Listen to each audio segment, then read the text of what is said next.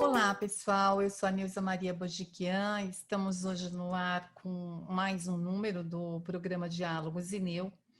No programa passado, eu e o meu colega Felipe Loureiro, nós abordamos as ameaças às instituições democráticas nos Estados Unidos. Nós apontamos que as normas fundamentais sobre as quais a Constituição e o sistema de governo se baseiam naquele país estão sendo abertamente desafiadas. Nós falamos especificamente do perfil político de Trump, do trumpismo e das teorias da conspiração, e como tudo isso poderia afetar as eleições. No momento, uma questão nova surge e complica ainda mais o processo eleitoral nos Estados Unidos, na medida em que as regras práticas da democracia norte-americana estão sendo colocadas à prova. Estou me referindo à morte da juíza Ruth Bader Ginsburg, a mais célebre da Suprema Corte norte-americana, considerada progressista, feminista e tendo atuado de forma magistral em casos de discriminação de gênero, né? Muito adorada pelas feministas, né? Não diria adorada, mas assim muito respeitada pelas feministas, né? A juíza foi coautora do projeto Direitos das Mulheres na União Americana pelas Liberdades Civis, uma organização importante nos Estados Unidos. E a questão da substituição da vaga que surge na Suprema Corte do país pode se tornar o foco central nessa reta final da disputa eleitoral para a presidência dos Estados Unidos. Certamente essa questão vai aparecer no primeiro debate presidencial, marcado para o dia 29 do mês de setembro, agora. A atuação da juíza ao longo de quase 3 décadas na Suprema Corte foi marcada pela resistência ao avanço dos conservadores na mais alta das instituições judiciárias daquele país. As suas posições divergentes dos demais a projetou de forma excepcional. E ela parece estar tranquila com essas posições, tanto que usava um acessório específico sobre suas túnicas nessas ocasiões, né? E dizia-se que era o colarinho da divergência. Então, não, definitivamente nós não vamos falar da sensibilidade fashion da juíza Ginsburg. No programa de hoje, vamos refletir sobre as implicações eleitorais dos Estados Unidos decorrentes da morte da magistrada. Como já temos falado aqui, esta disputa eleitoral tem elementos suficientes para se tornar um pesadelo, um caos político. Se o resultado da eleição presidencial de novembro for muito apertado ou se houver disputas legais prolongadas, e isso está previsto, em vista desse cenário, né? As disputas seriam levadas à Suprema Corte, que teria que ter em conta as decisões dos tribunais de apelação. O objetivo do nosso programa de hoje é trazer elementos para que possamos compreender um pouquinho melhor em que medida o falecimento da juíza Ginsburg impacta a disputa presidencial nos Estados Unidos. Sim, porque os observadores jurídicos nos Estados Unidos e em vários locais do mundo já vinham se preparando para enfrentar um cenário caótico no país na esteira dessas eleições. E para nos ajudar com este desafio, eu convido a pesquisadora Celi Cook, que assim como eu, o Felipe Loureiro, o Rafael Iores, que participam aqui do programa, ela também integra o quadro de pesquisadores do INCT INEU. A Celi é uma especialista no tema de direitos civis nos Estados Unidos, é pesquisadora junto à Unicamp e eu tenho muito respeito pelo trabalho dela, assim, sou uma fãzona dela. Então, Celi, partindo da premissa de que não apenas a mudança no número, né, em termos quantitativos, mas também a mudança na essência, né, em decorrência dessa triste baixa aí na composição do quadro de pessoal da Suprema Corte afetará o cenário eleitoral? Então, eu estou partindo dessa premissa. Como é que você dimensionaria esse impacto? Ou seja, por que a morte da juíza RBG, que a gente vai chamar aqui de vez em quando ela pelas iniciais, e não é falta de respeito, é assim que ela aceitou essa marca que acabou sendo construída para ela, tem impactos eleitorais? Bom dia, Neuza. Olá a todos. Primeiramente, eu queria agradecer a Neuza pelo convite de estar aqui hoje com ela, fazendo parte desse programa, é uma grande honra. Então, eu agradeço bastante a ela o convite, né?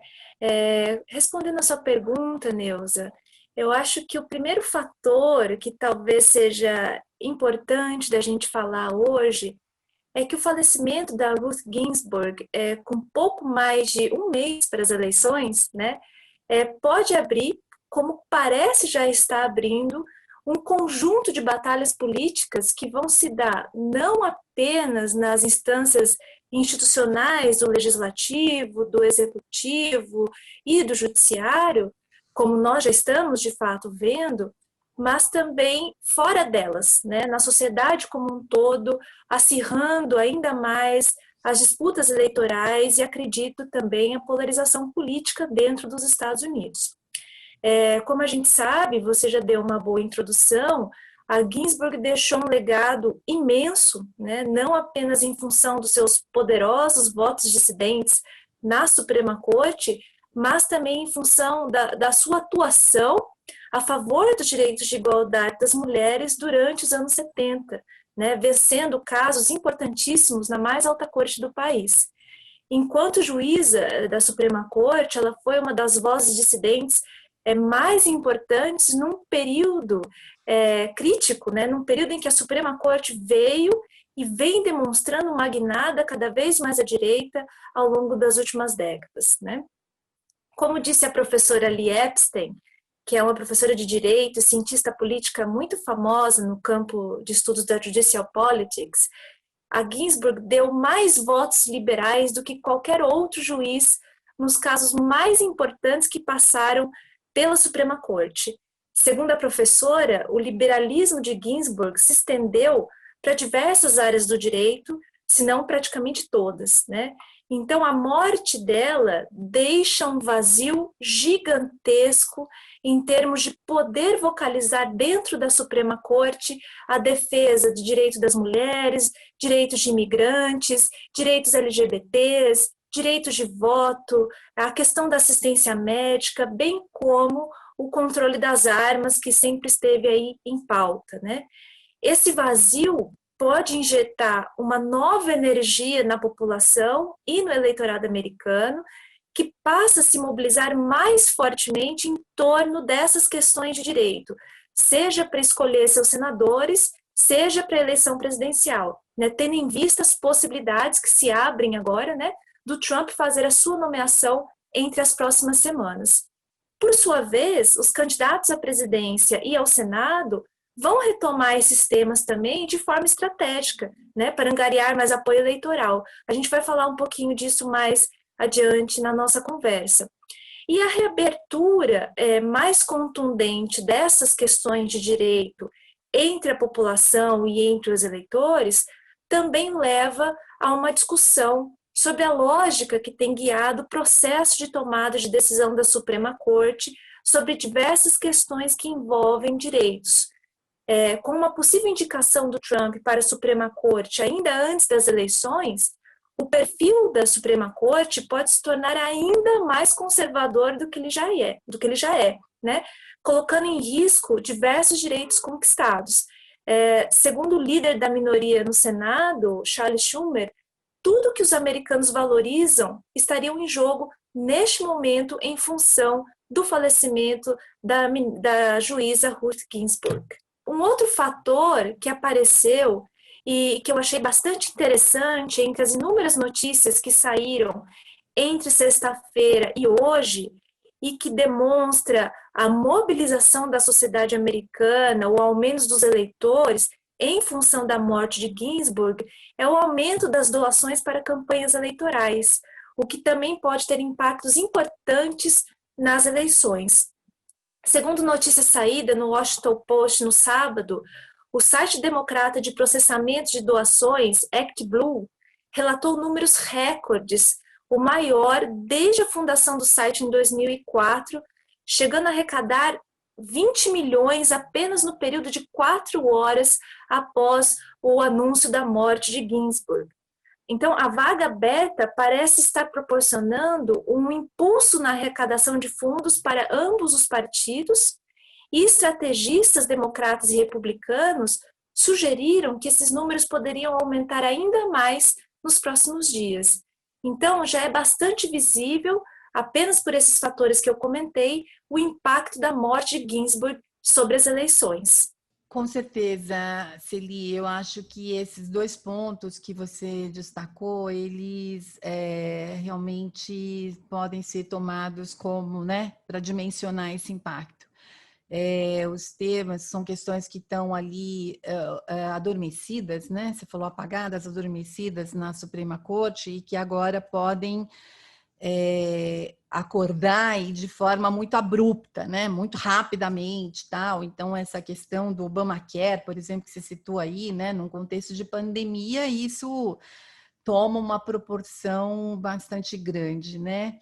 E essa questão também das doações, né, das contribuições de campanha, é um tema bastante importante, é um tema que eu tenho bastante interesse, né, nesse tema, mas a gente não tem tempo aqui para discutir ele mais a fundo. Então, eu colocaria aqui agora uma outra questão que me parece bastante pertinente destacar, que é aquela que diz respeito às regras observadas no processo de escolha dos juízes da Suprema Corte, né? Quer dizer, esse é um tema muito específico, né? E que o público, de um modo geral, não compreende bem. E eu acho muito importante para a gente compreender, né? Já que aqui o nosso objeto de estudo são as políticas norte-americanas de um modo geral. Então, como funciona aquele país, né?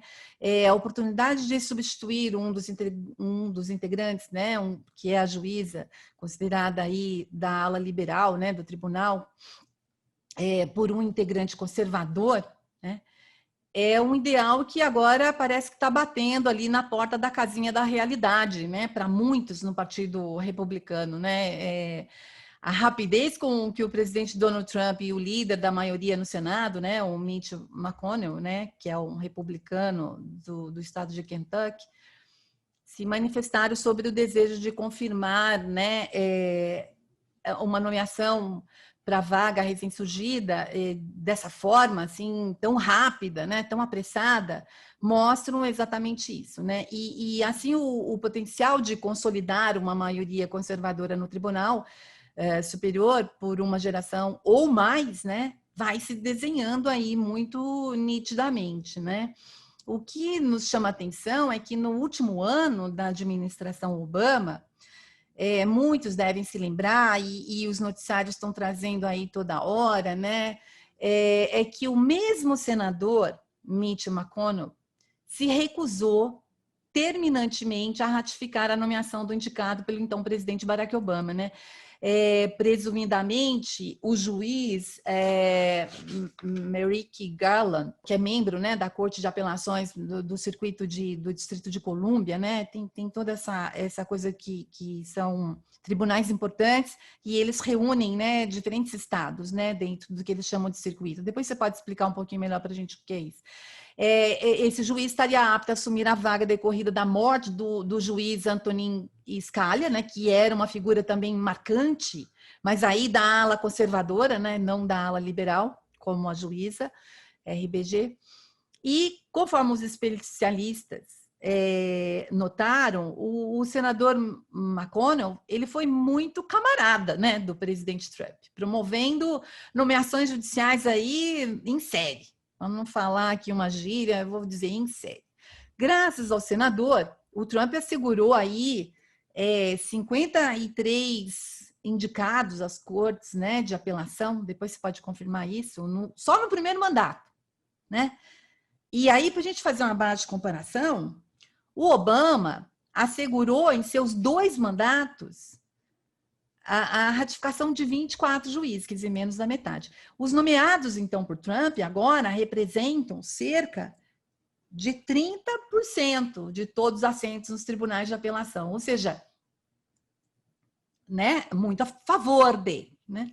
E agora, nesse contexto, com esse cenário de muitas causas chegando aos tribunais para serem decididas, isso pode ser um fator muito favorável ao Trump. Então, eu gostaria que você apontasse a relação entre o Congresso, e especificamente o Senado, e a presidência, né, dos Estados Unidos, expressa nas regras relativas ao processo de escolha dos juízes da Suprema Corte. Sim, essa questão que você acabou de comentar, ela, eu acredito ser uma das mais importantes no momento, né? E talvez a gente vai passar um pouquinho mais de tempo pensando sobre ela, né, especificamente. A questão do Mitch McConnell, né, e do Lindsey Graham é uma das coisas mais importantes do atual cenário político, né? Essas figuras, né, o líder da maioria republicana no Senado, Mitch McConnell, e o outro, chefe do Comitê Judiciário no Senado, Lindsey Graham, que é responsável por colocar as nomeações do presidente para apreciação do Comitê e do Senado, né, tem causado muito rebuliço político após a morte de Ruth Ginsburg, desculpa. Após a notícia da morte dela, ambos se posicionaram, como você já comentou, prontamente e imediatamente a favor da nomeação de um novo juiz por Trump, falando que colocariam a indicação para votação no Senado, né? O posicionamento do McConnell e do Graham tem sido alvo de muitas críticas, né? Até mesmo de críticas vindas dos próprios republicanos, dada a contradição, né, entre o que ambos estão defendendo hoje com relação ao que defenderam no passado, em 2016, no caso do Obama, né, quando eles impediram a votação no Senado de Merrick Garland, né, praticamente 10 meses antes da eleição. Diversos democratas, inclusive o candidato Joe Biden, têm relembrado esse precedente de 2016 com muita frequência, apontando que o Senado deveria manter a mesma posição de hoje, né? Para hoje, desculpa. Alguns falam, inclusive, que a declaração de McConnell é o cúmulo da hipocrisia, né? E, de fato, né? Graham, em 2016, chegou a falar que se uma situação semelhante acontecesse sob a presidência de Trump, a gente poderia usar as palavras dele contra ele mesmo e a gente estaria absolutamente certo ao fazer isso, né? E a justificativa que ambos têm apresentado para essa mudança drástica de posição é que antes, com Obama, a gente tinha a presidência controlada por um partido e o Senado controlado por outro. E agora você tem as duas instâncias controladas pelos republicanos e que, assim, votar a indicação de Trump seria cumprir com a vontade do povo americano, né? Mas eu acho que, para além da questão da hipocrisia, né, que todos os noticiários estão comentando acerca desses dois atores centrais e de alguns outros republicanos, obviamente, acho que cabe a gente pensar em alguns fatores que podem nos ajudar a avaliar a qualidade da democracia americana, bem como o futuro dessa democracia em função da escolha do próximo juiz da Suprema Corte. A pergunta se é certo ou errado o Senado barrar a indicação de Trump neste momento permanece como uma questão em aberto, tendo em vista as diversas ocorrências históricas de conflito entre o Senado e o presidente na história americana para a nomeação de juízes da Suprema Corte. A professora Lee Epstein, que eu já citei anteriormente, juntamente com o professor Jeffrey Siegel, lançaram um livro em 2005, já antigo, que chama Advice and Consent, em que eles analisam, eles levantam o questionamento se isso é certo ou errado, né? Analisando diversos exemplos, desde o período fundador dos Estados Unidos, em que tanto o Executivo quanto o Senado levaram suas prerrogativas constitucionais, né, ou seja, o que eles podem fazer em termos constitucionais, até o extremo em casos de nomeação para a Suprema Corte. E ao ler esse livro deles, da Epstein e do Siegel, inclusive, a gente relembra daquele best-seller que vendeu, né, muito lá na América e aqui também, Como as Democracias Morrem, de Steven Levitsky e Daniel Ziblatt. E por que é possível lembrar desse livro? Porque os autores lá estão falando que a democracia americana corre riscos efetivos em função de uma questão central, em função da quebra de normas não escritas da democracia americana. E o que seria isso, né? Seria, o Senado tem o poder de barrar uma nomeação do presidente? Tem. Mas não seria aceitável ele usar desse poder para impedir o poder do presidente de nomear quem ele quiser. E seria também, o presidente, por mais que tenha o poder de nomear, não seria aceitável ele assim o fazer no ano de eleição, entre outras regras não escritas, né? Para os autores, o revanchismo político tem tomado conta da política americana de tal forma que sequestrou por completo essas tais regras não escritas. E esse revanchismo extremo, em que você leva até as últimas consequências o que você pode fazer, em termos constitucionais, é prejudicial para a tomada de decisões que precisam ter um mínimo de consenso entre partes distintas da sociedade. Alguns republicanos, inclusive, estão prevendo que, caso eles aceitem e deem apoio à nomeação de Trump neste momento, eles poderão enfrentar uma oposição muito dura no pós-eleição por parte dos democratas, né? Mas outros republicanos estão apoiando Trump. E com isso a Suprema Corte se transforma em um dos pontos políticos focais, centrais dessas eleições. Epstein e Siegel, eles se assemelham ao Levitsky e ao Ziblatt ao mostrarem que, num período de 2 séculos de história, o Senado negou, até 2005, que é onde vai o livro da Epstein e do Siegel, 27 dos 147 nomeados para a Suprema Corte, né, o que seria um índice relativamente baixo, né, e em alguns casos necessários em função da desqualificação para o cargo ou em função da defesa de políticas que poderiam ser consideradas racistas e segregacionistas por parte desses indicados, né. Contudo, a Epstein e o Siegel, ao querer mostrar a centralidade política da Suprema Corte, de seus juízes, apontam que esse revanchismo sempre existiu, né? Eles dão diversos exemplos ao longo do livro, vindos de ambos os lados do espectro político, né? Eu vou citar 3 exemplos aqui apenas para a gente ter uma noção disso, né? Em 1866, por exemplo, o Congresso Republicano Radical passou uma legislação diminuindo o número de juízes da Suprema Corte para 7, para impedir que o presidente democrata da época, Andrew Johnson, fizesse sua nomeação. Quando os republicanos voltaram à presidência, o Congresso republicano passou a Lei Judiciária de 1869, voltando o número de juízes da Suprema Corte para 9. Né? Outro exemplo é o presidente Lyndon Johnson, em 1965, que pressionou Arthur Goldberg a sair da Suprema Corte para ele nomear um outro juiz, Abe Fortas, da sua preferência, né? E outro exemplo que a gente pode citar, os professores citam muito mais, né? Mas um outro exemplo que a gente pode citar é em 1978, o Congresso Democrata aprovou a criação de 35 cargos de juízes de apelação e 117 cargos de juízes distritais para um presidente democrata, o Jimmy Carter, preencher.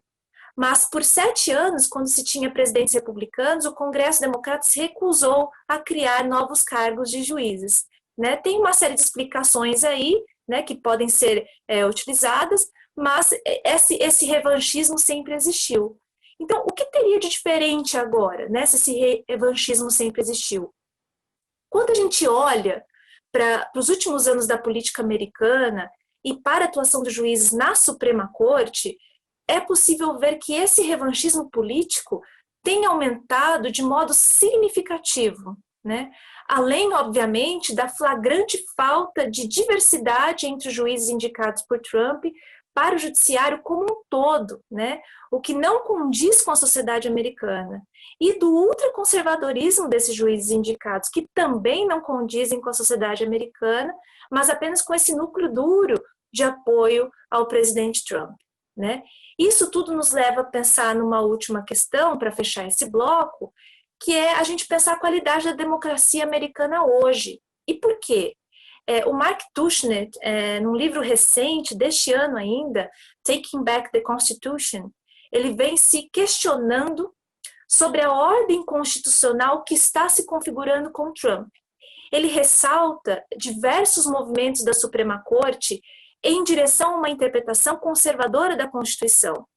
Ele, assim como outros estudiosos, como Schultz e o Hassen, mostram como o judiciário, especialmente a Suprema Corte, não tem valorizado os direitos mais básicos de uma democracia, até mesmo em sua definição mínima, né, de defesa de direitos de voto, né?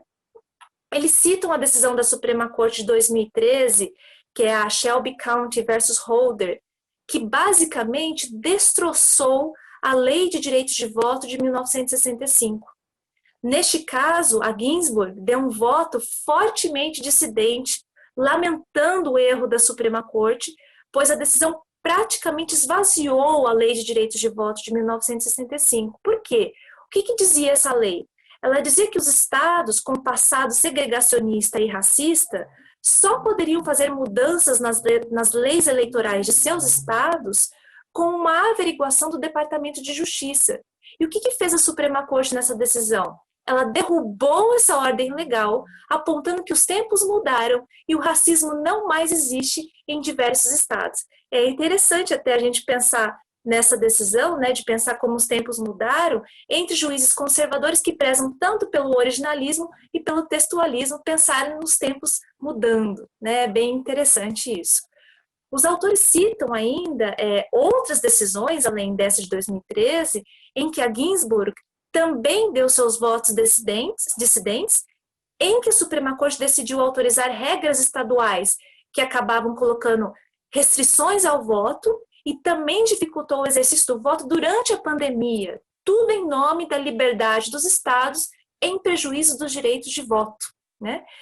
O número de ações judiciais somente em 2020 relacionadas às questões eleitorais e direitos de voto aumentaram exponencialmente, como mostra o relatório do Brennan Center, e que se esses casos chegarem à Suprema Corte de agora, conservadora, né, ou talvez ultraconservadora, não encontrarão proteção aos direitos de voto, né? Se a gente tiver uma corte ainda mais conservadora, o que poderá acontecer, né? Aí a gente vai ter que analisar mais para frente. E além da Suprema Corte conservadora, para terminar, nós podemos pensar na ordem constitucional no seguinte sentido: se Trump se elege novamente pelo colégio eleitoral, tendo a oportunidade de transformar ainda mais o judiciário em um guardião de valores conservadores, que não condizem com a sociedade americana, a gente poderá continuar dizendo que existe uma ordem constitucional democrática dentro dos Estados Unidos, né? O próprio Robert Dow, né, colocou algumas críticas naquele livro, A Constituição Americana é democrática. Ele colocou algumas críticas ao colégio eleitoral nesse sentido, questionando se a própria Constituição americana era de fato democrática, né? Então, a questão sobre as relações entre o Senado e a presidência na nomeação dos juízes da Suprema Corte levanta um problema sobre a democracia americana até os dias de hoje, porque mobilizam essa relação entre Senado e presidência, né, e colocam em evidência as limitações institucionais que democratas têm encontrado para defender direitos básicos de democracia. Muito bem, Celi.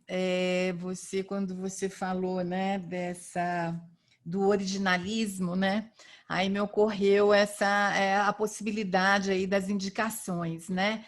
Então, bom, considerando tudo isso que você abordou e notando que as pesquisas eleitorais pressionam o presidente Trump, né? Na medida em que aponta uma vantagem, uma suposta vantagem, né? Porque a gente tem que assim, ponderar muito sobre essas pesquisas, porque na eleição passada a gente, né, se surpreendeu bastante. Apontando, então, essa suposta vantagem do candidato democrata, Joe Biden, o Trump se sente muito pressionado. E essa tendência apontada tanto no nível nacional, bem como nas disputas de estados, né, nas unidades subnacionais, com possibilidade aí, com probabilidade de decidir a eleição final. Isso é muito importante. E em um contexto, né, pandêmico, a gente precisa lembrar todos os dias que os Estados Unidos contabilizam, né, cerca de, hoje, me parece que são 6.800.000 casos, né? Toda hora muda, tem aqui um marcador, mas toda hora muda. Mais cerca de 6.800.000 casos de infecção e quase 200.000 mortes, né? O que pode acontecer agora, né? Diante desse cenário, eu te pergunto, o que pode acontecer a partir de agora nos Estados Unidos em relação ao poder judiciário, né? Quais as estratégias, ou eu chamaria de táticas, né, do Trump, porque as estratégias, para mim, seriam muito mais elaboradas, mas, enfim, táticas do Trump nesse momento, né, em vista dos objetivos políticos dele. Será que ele vai conseguir indicar e efetivamente nomear esse juiz, né? Quais são as consequências de nomear esses juízes ultraconservadores? Você já abordou, mas vamos tentar fazer uma síntese aqui. Então, nós vamos projetar cenários e você vai me ajudar, assim, né, ajudar os nossos ouvintes aqui a fazer uma síntese disso tudo. Ele deve, né, nomear, ele vai, né, é o desejo dele, o desejo de muitos do Partido Republicano, nomear juízes ultraconservadores, né? E quem serão esses potenciais indicados, né? Você podia citar aqui o perfil deles, dos principais aí. O Trump já disse que deve ser uma mulher, né? Então, a saber. E qual o perfil dessa mulher? E quais estratégias dos senadores, né? Porque, assim, se eles estão jogando juntos, né? Então, eu te perguntaria, né? Há tempo para confirmar isso? A gente viu que a média ali seria de 70 dias, quer dizer, não dá tempo, dá tempo. Quais são as consequências disso em termos eleitorais? Bom, essa é uma pergunta importante, né? Embora seja difícil a gente prever exatamente o que vai acontecer, mas a gente pode, a partir das táticas, né, que eles têm utilizado, pensar em alguns cenários. E pensar a própria configuração do judiciário é talvez até um pouco mais tranquila, de forma independente da questão eleitoral, porque é algo que já vem se moldando desde o primeiro governo do Trump, né, desde o início do seu primeiro governo. Né? Então, a gente pode falar aí das táticas dos senadores e das táticas do Trump propriamente dita. Os senadores republicanos, eles se veem num cenário bastante complicado, né, para apoiar a nomeação do Trump. Assessores do Partido Republicano, eles disseram à CNN que estão céticos com relação ao tempo para o processamento dessa nomeação no Senado. Né? Para eles, não há tempo suficiente para, antes das eleições, examinar, conduzir verificações de antecedentes e configurar o elaborado processo de nomeação e confirmação, que normalmente leva de 2 a 3 meses no mínimo. Né? Levando-se em consideração que esses processos no Senado, ao menos para a confirmação de juízes da Corte de Apelação Federal do Trump, né, que, como você já falou, ele indicou muita gente só no seu primeiro mandato, como essas nomeações têm sido feitas de forma muito rápida, né, as confirmações do Senado têm sido feitas de forma muito rápida, em função da mudança de algumas regras de avaliação dos candidatos, eu não acho impossível que o Senado faça essa verificação em tempo recorde. Né? Mas aí eu estou chutando para o alto, né? Mas eu não acho impossível que isso seja feito. Né?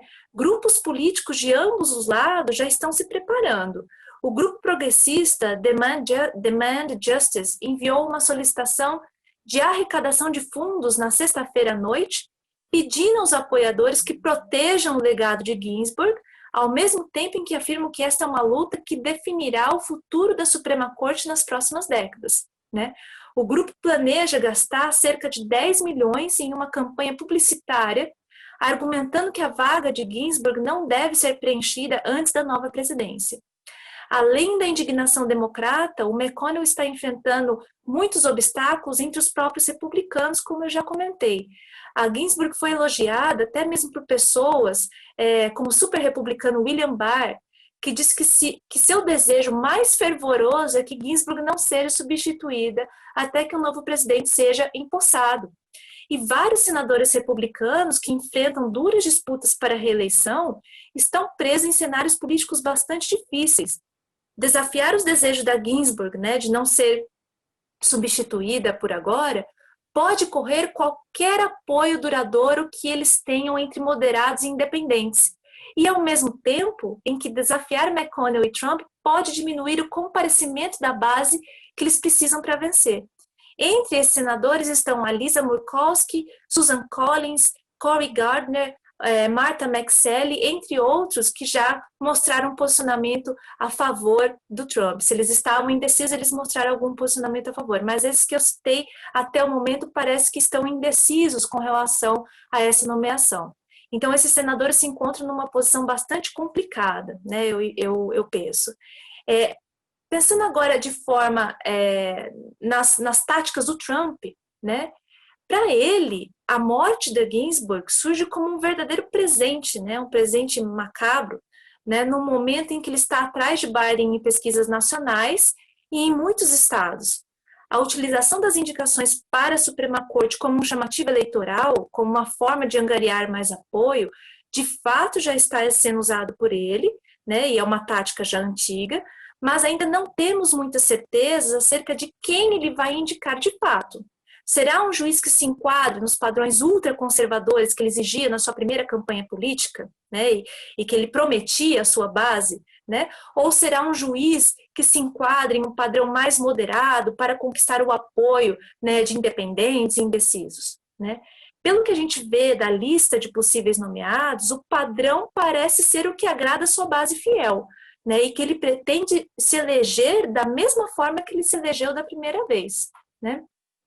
Antes mesmo da morte de Ginsburg, Trump já tinha uma lista de 20 possíveis indicados, estando entre esses indicados diversos juízes que ele mesmo indicou para as cortes de circuito federais. Isso, inclusive, também é um movimento bastante comum, né, que a professora Epstein e o Jeffrey Segal vêm observando, né, os presidentes indicarem para a Suprema Corte juízes que eles já tinham indicado para as cortes de apelação. O Trump falou pessoalmente a McConnell que tinha algumas preferências, citando a Amy Coney Barrett, a Bárbara Lagoa e a Kate Comfort Todd, né, sendo as duas primeiras juízas que ele nomeou para as cortes de circuito federais, respectivamente em 2017, no início do seu governo, e em 2019. Outros possíveis indicados são a Amul Thapar e Don Willett, que ele também indicou para as cortes de apelação, sendo Don Willett uma figura muito contestada nas sabatinas do Senado, né, e muito famosa em função das suas opiniões homofóbicas e sexistas, né? Eles estão lá entre essas possíveis indicações. Falando especificamente das candidatas mulheres, né, embora Trump demonstre uma preferência por indicar uma mulher para a Suprema Corte, o espectro ultraconservador parece permanecer, especialmente quando a gente pensa no caso da Amy Barrett, né, que tem uma reputação bastante grande, famosa entre os círculos religiosos conservadores, dado seu catolicismo fervoroso e as suas opiniões ferrenhamente contrárias ao aborto, né? A indicação dessa possível nomeação já tem surtido alguns resultados, né, eleitorais, especialmente entre setores religiosos conservadores. A senadora Kelly Loeffler e o republicano Douglas Collins, que é um pastor, citaram o desejo de conter o aborto como a razão para seguir em frente com a confirmação do indicado do Trump, né, antes das eleições.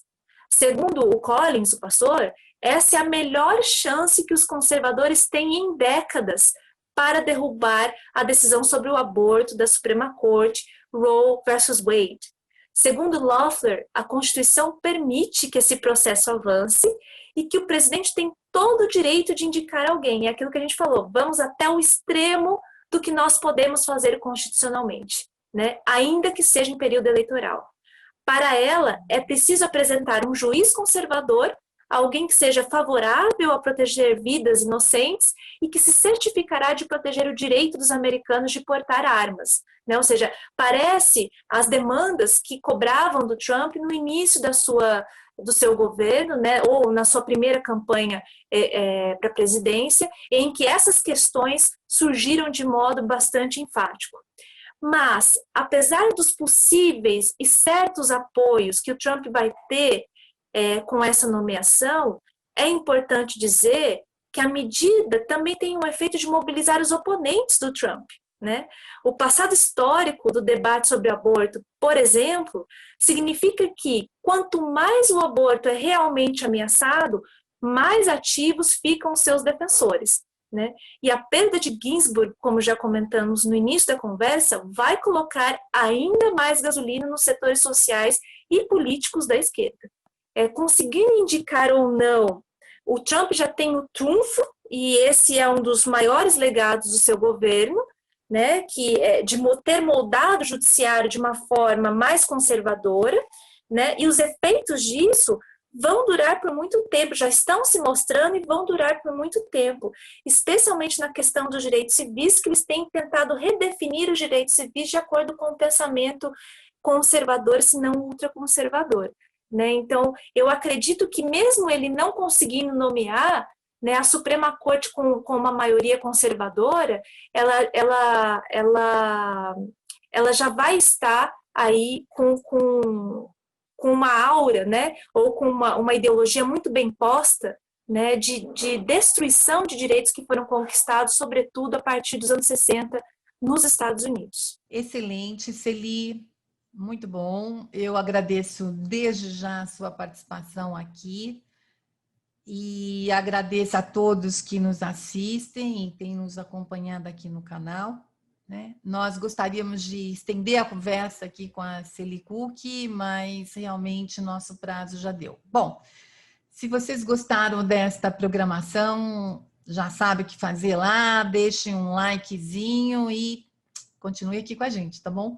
A nossa próxima programação irá ao ar no dia 8 de outubro.